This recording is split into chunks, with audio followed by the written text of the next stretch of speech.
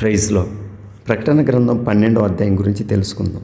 అక్కడ ఒక స్త్రీ కనపడుతుంది. స్త్రీ అంటే వ్యక్తి కాదు, కానీ దేవుని సంఘం, దేవుని ప్రజలు, ఇజ్రాయెల్ను ఆయన కలుపుకొని తయారు చేసిన సంపూర్ణ యోజన. ఆమె సూర్యుని ధరించడం అంటే సంఘం దేవుని మహిమను ధరించుకొని ఉండాలి. చంద్రుడు పాదముల క్రింద అంటే పాత నిబంధనకు పైచేయి కలిగిన క్రొత్త కృప, కొత్త నిబంధన. 12 నక్షత్రాలు అంటే దేవుని సంపూర్ణ ఆధ్యాత్మిక అధికారం. ఇజ్రాయేలు 12 గోత్రాలు, అపోస్తులు 12 మందికి సంకేతం ఇది. అక్కడ గర్భవేదంతో బాధపడుతున్న స్త్రీని చూస్తాం. దీని అర్థం దేవుని రాక కోసం తరతరాలు ప్రజలు ఎదుర్కొన్న ఆత్మీయ శ్రమ. ఇక్కడ 12వ అధ్యాయం 3లో ఒక ఎర్రటి ఘట సర్పం కనబడుతుంది. అంటే అది పాము కాదు, కానీ సాతాను. అది చరిత్రంతా భ్రమ పెట్టే రాజ్య వ్యవస్థలు, దుష్టవాదాలు, అధికారం, దాహం, అబద్ధం, సిద్ధాంతాల సంకేతాలు.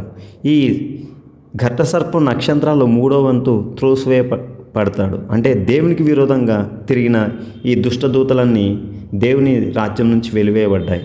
సాతాను ఆ శిశువుని తినాలనుకుంటాడు. అంటే యేసు ప్రభుని, దేవుని రాజ్యాన్ని నాశనం చేయాలనుకుంటాడు. కానీ అది దాని తరం కాదన్నమాట.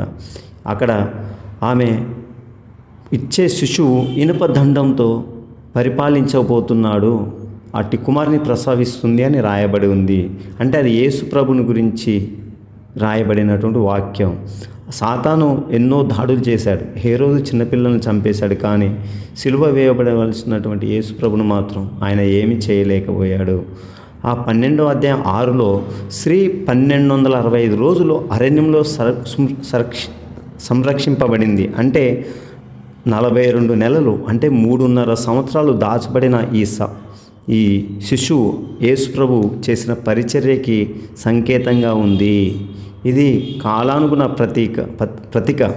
కాబట్టి దేవుని ప్రజలు ఎప్పుడు ఆయన అద్భుత రక్షణ వ్యవస్థలో ఉంచబడాలి.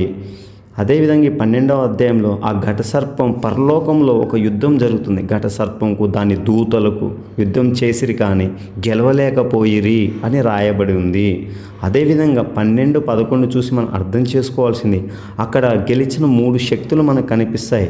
గొర్రెపిల్ల రక్తము సాక్ష్యమును బట్టి చేయించున్నారని, మరణం వరకు తమ ప్రాణములను ప్రేమించిన వారు కాదని అక్కడ రాయబడి ఉంది. అంటే దాని అర్థం రక్షణ యొక్క మూలం, నిజస్వరూపం యొక్క గెలుపు, సంపూర్ణ సమర్పణ. అదేవిధంగా చివరగా సాతాను అంటే ఆ ఘటసర్పం స్త్రీ పైన దాడి చేసి, అంటే సంఘం పైన దాడి చేశాడు. కానీ అతడు ఒక ప్రభావం విడుదల చేసినప్పటికీ గెలవలేకపోయాడు. అంటే ఈ తప్పుడు బోధలు, భయపెట్టే పీడలు, ఈ మాయ రాజ్యం, ఈ లోకంలో ఉన్నటువంటి దాని అర్థం. కానీ ఆ భూమి ఆ వరదను మింగుతుంది. అంటే అది దేవుని అద్భుత రక్షణ చర్య. అంటే మనం చరిత్రలో కూడా అనేక సందర్భాల్లో దేవుడు సంఘాన్ని కాపాడుకోవడానికి ఎన్నో ఆశ్చర్యమైన కార్యాలు, అద్భుతమైన కార్యాలు చేశాడు. ఇది దాన్ని సూచిస్తుంది.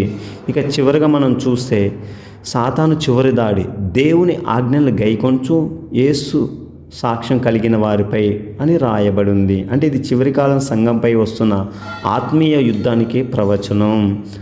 ఈ చివరి మొత్తానికి అధ్యాయాన్ని బట్టి మనం అర్థం చేసుకోవాల్సింది, దేవుని యోజనను సాతాను ఆపలేడు, దేవుని ప్రజలను నాశనం చేయలేడు, క్రీస్తు సింహాసనం ఎప్పటికీ కదలదు. ఆమేన్.